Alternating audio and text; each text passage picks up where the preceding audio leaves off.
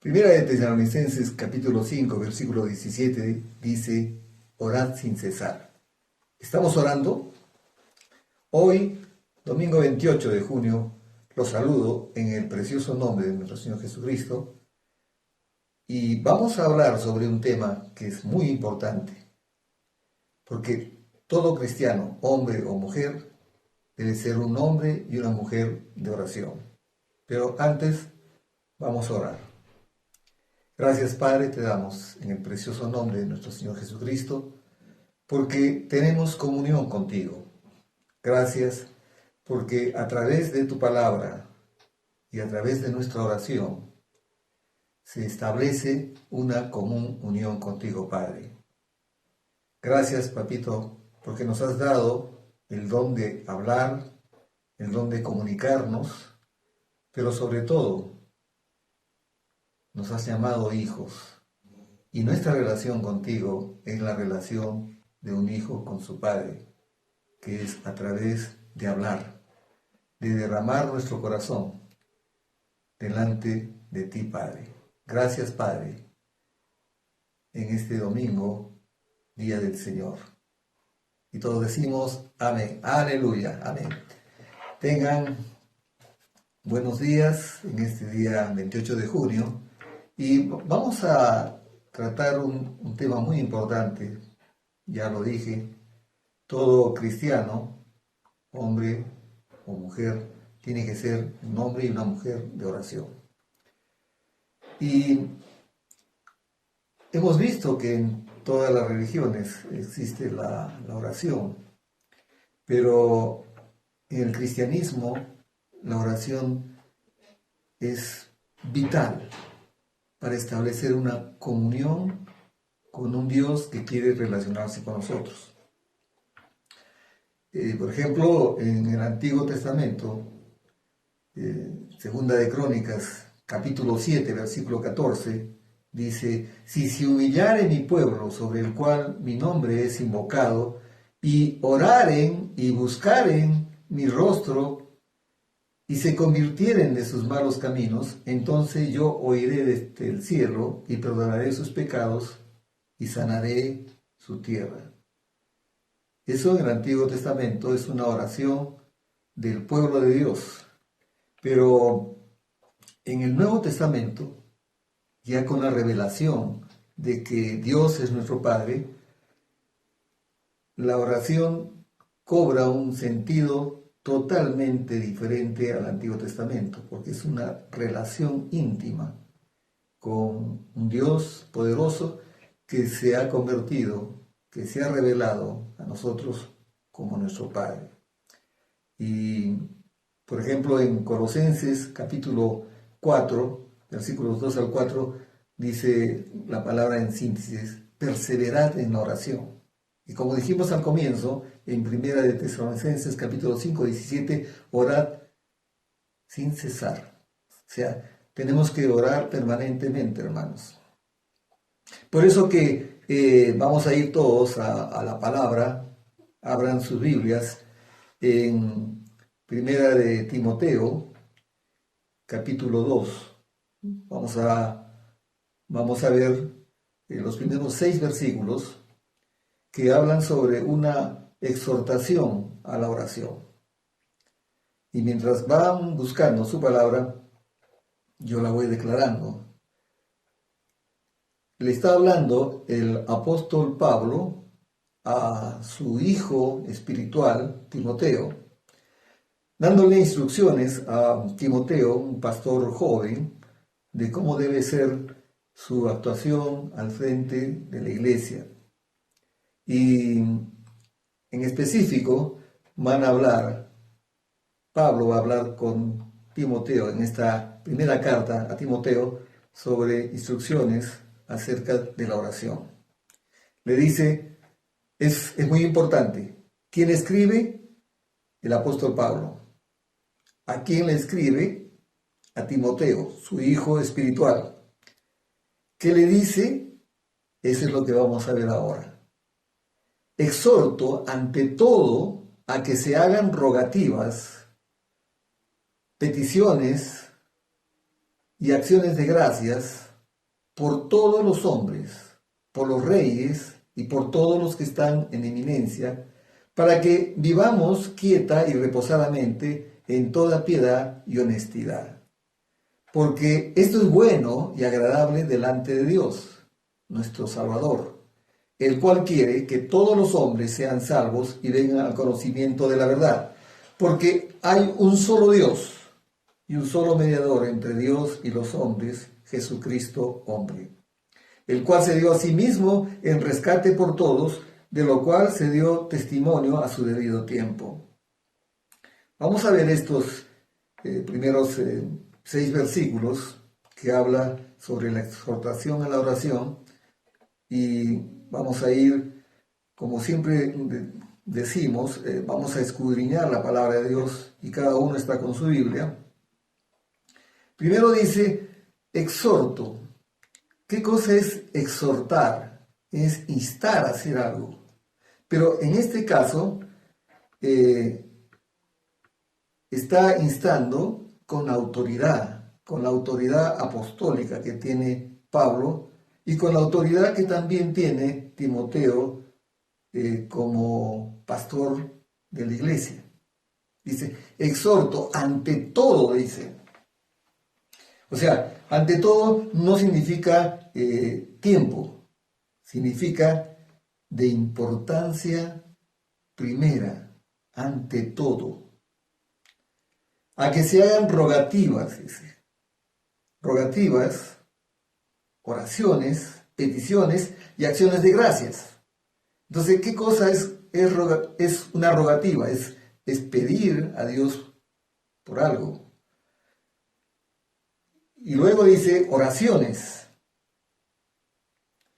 Y oraciones es una palabra muy amplia, porque vamos a encontrar que la Iglesia de Jesucristo, en sus cultos o en su relación personal, tiene muchos tipos de oración, entre ellos la oración de adoración, donde se exalta el nombre de nuestro Dios poderoso. Y lo exaltamos por lo que Él es. Luego también encontramos una oración de alabanza por todos los hechos que Dios hace a favor del hombre. Además, asimismo, hay una oración general que tiene que ver con aspectos de nuestra vida. Y finalmente podemos ver también la oración de intercesión a favor de otros. Ese es el caso. El caso que vamos a ver es de orar por otros. Pero en nuestras oraciones puede contener todos estos elementos, porque también hay una oración personal, como cuando el Señor Jesucristo nos dice, cuando vayáis a orar, entra a tu aposento, cierra la puerta, ¿no? Entonces es una oración personal, y ora al Padre en lo secreto, y Él que está en lo secreto te bendecirá en público, ¿no es cierto? Esa es una oración personal. Pero hay otra oración que es la oración de la iglesia, la oración de los santos, la oración pública, y ese es el caso que vamos a ver hoy día. Entonces dice, exhorto ante todo que se hagan rogativas, pedir por algo, oraciones, peticiones. En este caso, muchas veces son específicas, y acciones de gracias.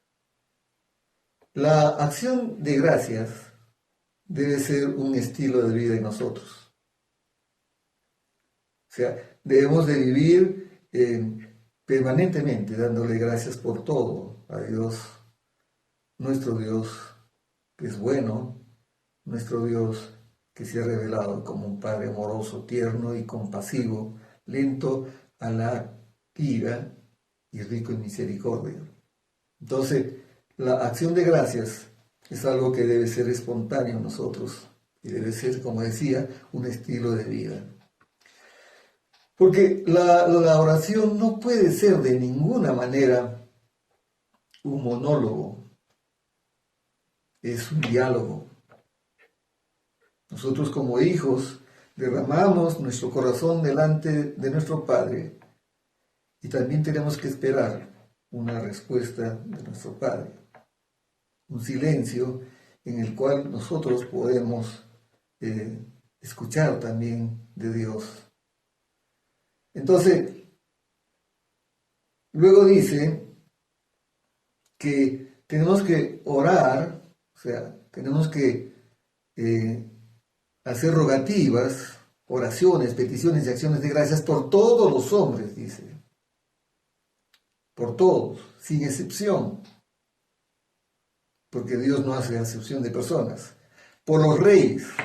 En este caso, en el caso presente, en esta época, no tenemos reyes, tenemos que orar por el presidente, ¿cierto?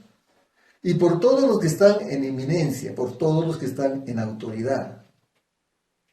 ¿Para qué? Para que vivamos quieta y reposadamente en toda piedad y honestidad.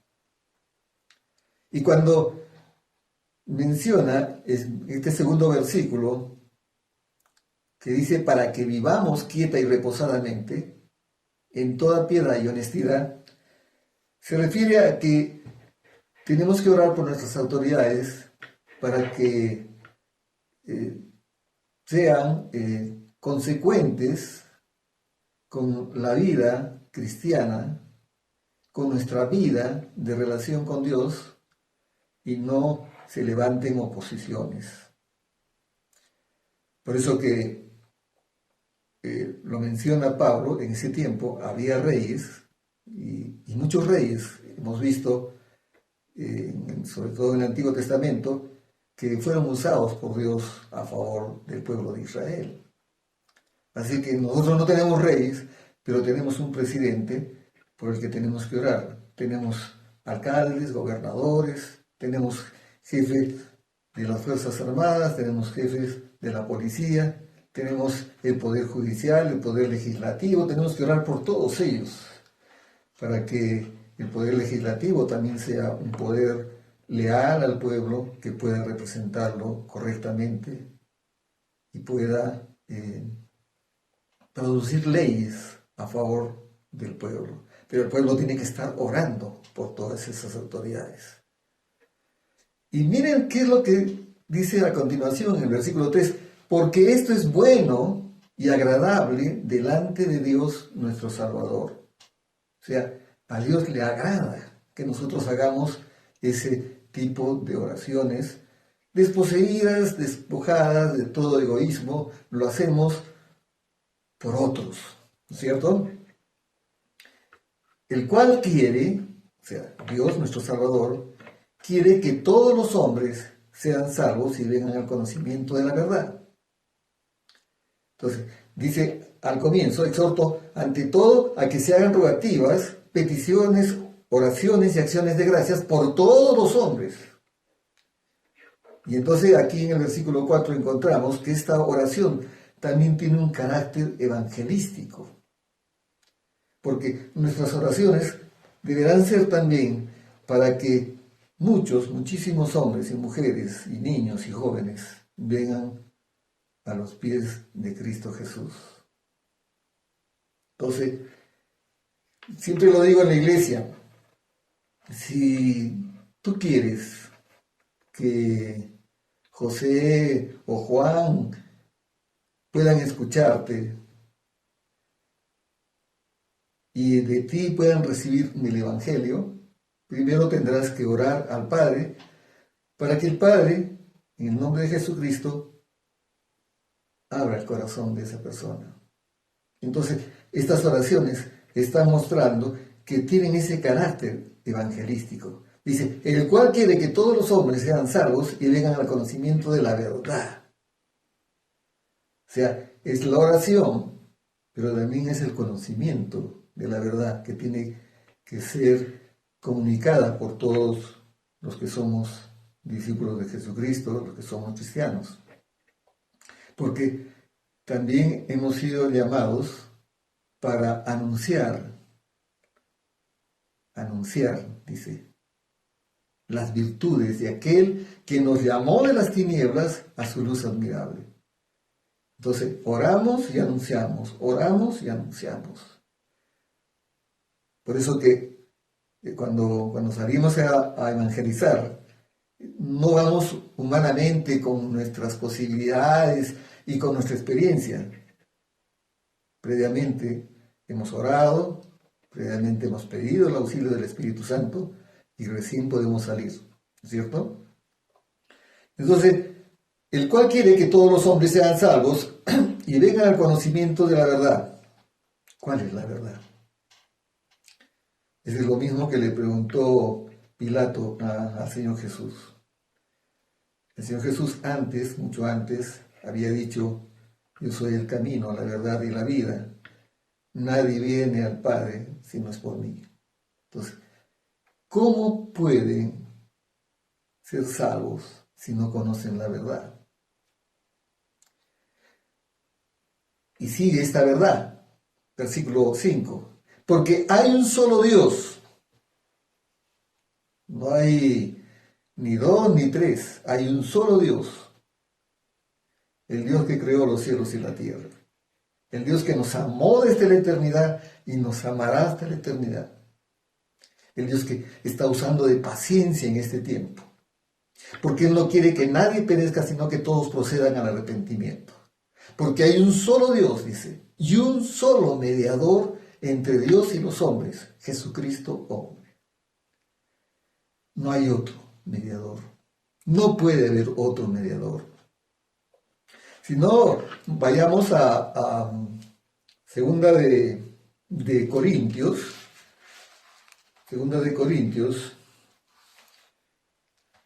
capítulo 5, segunda de Corintios, capítulo 5, vamos a ver de este versículo 18. Segunda de Corintios, capítulo, desde el versículo 18. Dice: y todo esto proviene de Dios, quien nos reconcilió consigo mismo por Cristo. No por otro nombre, sino por Cristo. Y nos dio el ministerio de la reconciliación.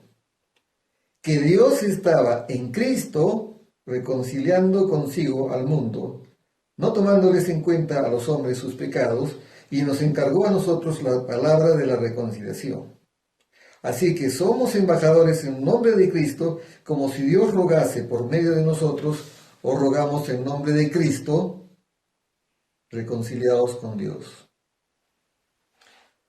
Un solo Dios y un solo mediador. Por eso es importante que nosotros transmitamos esta verdad.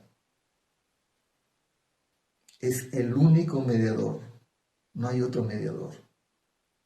No hay otro mediador. Y el versículo 6 es mucho más contundente, dando esta verdad. Dice: el cual se dio a sí mismo en rescate por todos, de lo cual se dio testimonio a su debido tiempo. Entonces, podríamos preguntarnos, ¿cómo debemos ser salvados todos los hombres? Sabiendo que hay un solo Dios y un solo mediador, Jesucristo hombre, creyendo en ese Jesucristo que dio su vida por ti y por mí, y creyendo además que ese sacrificio que hizo Jesucristo fue sacrificio perfecto, terminado, y no hay nada más que hacer. Porque Él mismo se dio a sí mismo por nosotros, en rescate por todos. ¿Se acuerdan cuando estuvimos hablando de que Él vino, que no vino a ser servido, sino a servir y a dar su vida en rescate de muchos? Pues eso, esa es la verdad. Él es el único mediador.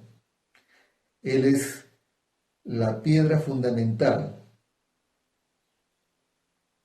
que muchos la rechazaron. Él es la persona principal del plan de salvación que tuvo Dios para nosotros. Esa es la voluntad de Dios. Nos dio un nombre que es sobre todo nombre, y en ese nombre hay salvación. Por eso que en Hechos, capítulo 4, versículo 12, dice, y no hay otro nombre dado a los hombres bajo el cielo por el cual debamos de ser salvos. Y tal es así que nuestras oraciones, porque estamos hablando sobre la oración, son hechas al Padre, pero en el nombre de Jesucristo, porque es el único mediador. Otro tipo de oraciones, bueno, no sé, no son bíblicas. Lo bíblico es esto. Nuestras oraciones son al Padre.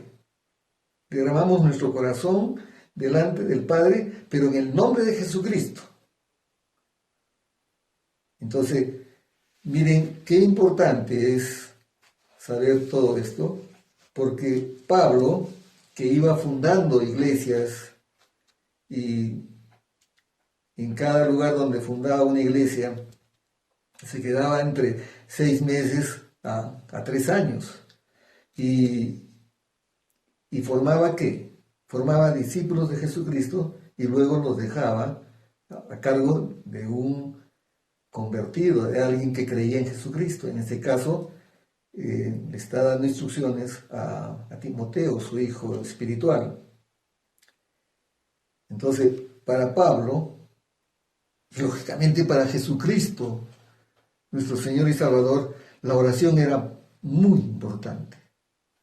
El Señor Jesucristo, y vemos en muchos pasajes que el Señor se iba al monte a orar solo.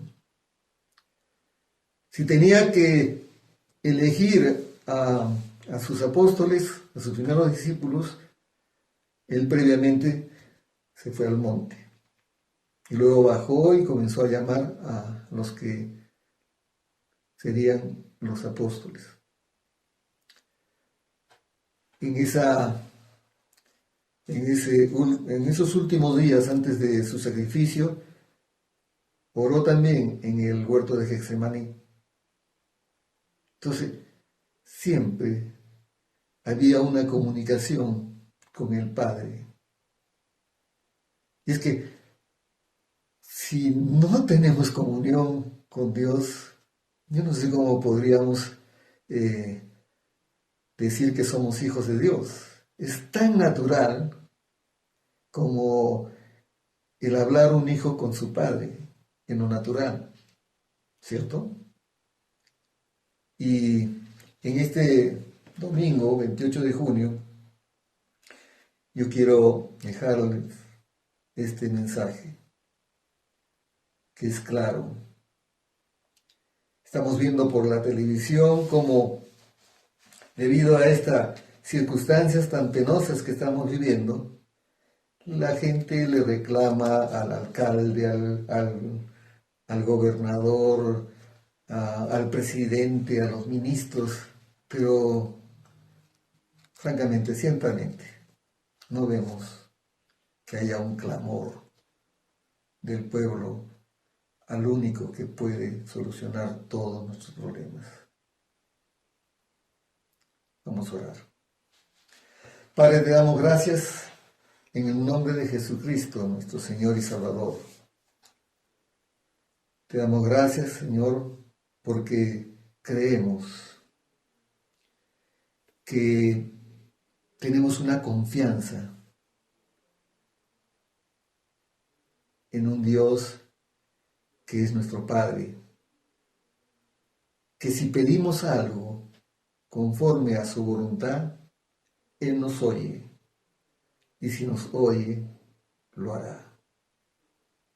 ¿Cómo no va a ser, Padre, tu voluntad que nosotros oremos por nuestras autoridades, pidiendo sabiduría, entendimiento de la realidad nacional? ¿Cómo no va a ser tu voluntad que nosotros oremos por todos los hombres para que vengan a los pies de Jesucristo y puedan ser salvos?